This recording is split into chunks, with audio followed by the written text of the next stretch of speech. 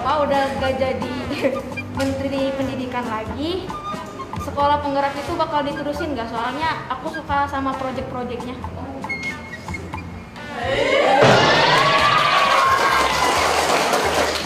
Sebelum itu saya pengen ngecek dulu di balik pertanyaan itu.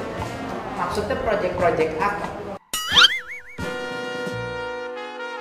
Kayak project perusahaan, sponsor, ya seperti itu.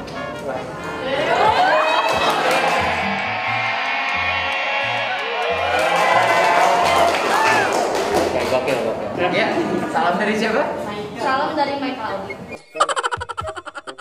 Oh, luar biasa.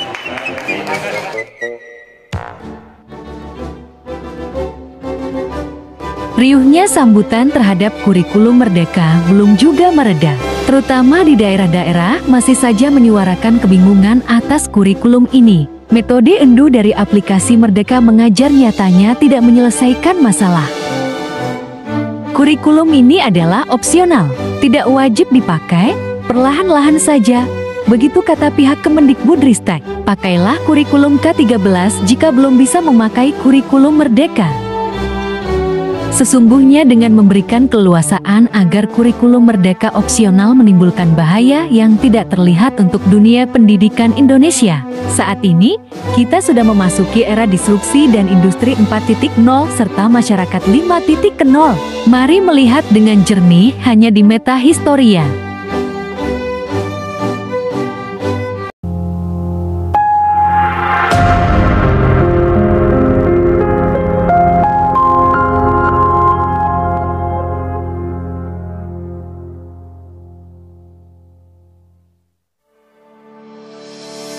Dalam satu negara pemakaian kurikulum yang berbeda akan menimbulkan output yang berbeda pula. Tidak adanya pelatihan teknis membuat para guru hanya sibuk copy-paste atribut-atribut kurikulum Merdeka yang berseliweran di internet.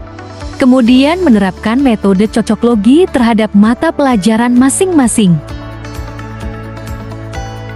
Kurikulum yang katanya memerdekakan guru justru memberi beban administrasi yang makin ruwet. Mindset guru-guru belum berubah. Filosofi kurikulum Merdeka belum tertanam dan terbingkai dalam jiwa para guru.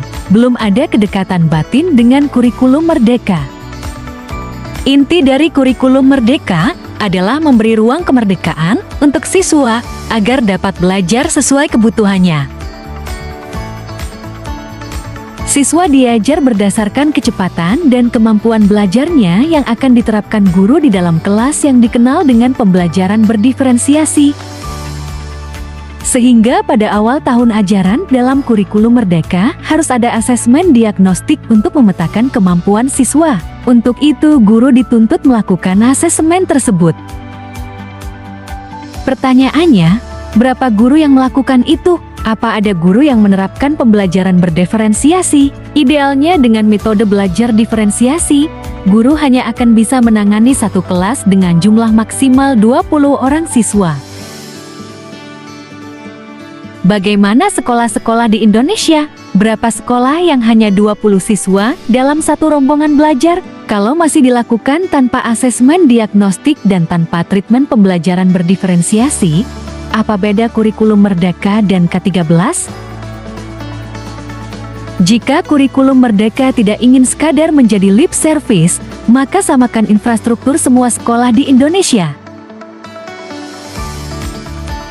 Klaim bahwa kurikulum ini bisa dipakai di semua sekolah, sejauh ini belum terlihat. Sederhana saja, apakah sekolah yang kekurangan guru bisa melaksanakan pembelajaran berdiferensiasi?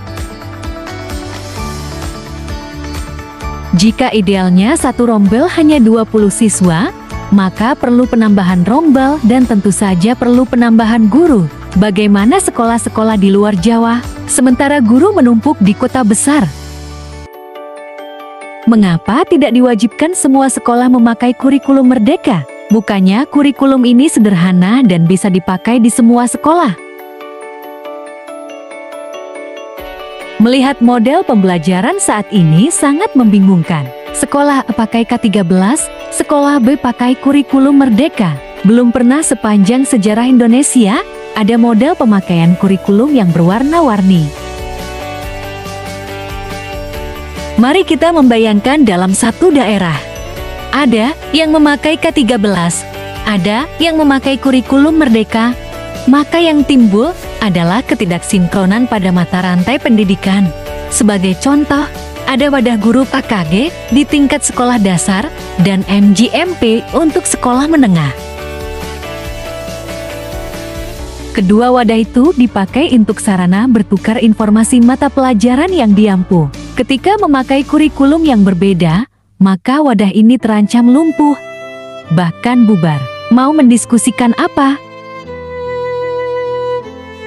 Guru yang satu memakai K13, guru lain memakai kurikulum merdeka. Kemudian, siswa yang diajar memakai kurikulum merdeka akan berbeda dalam menyikapi persoalan dengan siswa yang memakai K13.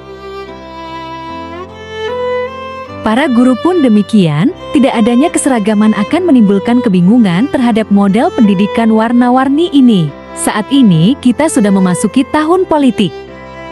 Dalam rentang waktu 11 bulan ke depan, seperti harapan Kemdikbudristek, semua akan memakai kurikulum merdeka pada tahun 2024. Seandainya sejak awal kurikulum merdeka diwajibkan, maka saat ini semua sekolah sudah memakai kurikulum tersebut tanpa harus menunggu tahun 2024. Pertanyaan lain, apakah ada jaminan pemerintah baru kelak tidak akan mengganti kurikulum lagi? Terlebih suara-suara penolakan kurikulum merdeka dengan berbagai alasan dari banyak kalangan masih santer terdengar. Mudah saja alasan pemerintah baru untuk mengganti kurikulum. Pertama, belum dipakai semua sekolah di Indonesia. Kedua, para guru lebih memahami K13 dibanding kurikulum merdeka. Tentang profil pelajar Pancasila, gampang saja diganti dengan mata pelajaran Pancasila yang memang sudah ada di sekolah-sekolah. Proyek pelajar Pancasila hanya menambah beban administrasi guru. Sejumlah alasan itu dapat digunakan oleh pemerintahan mendatang untuk mengganti lagi kurikulum.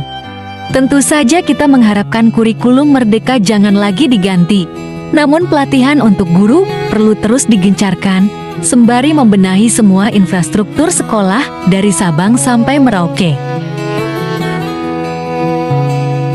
Bangsa ini sudah lelah menghadapi kurikulum yang terus berganti. Kita sudah ada di era disrupsi. Mengganti kurikulum akan mengubah banyak tatanan pendidikan dari dasar hingga pendidikan tinggi. Kita semua berharap tahun 2024, pemerintahan selanjutnya meneruskan program Menteri Pendidikan saat ini.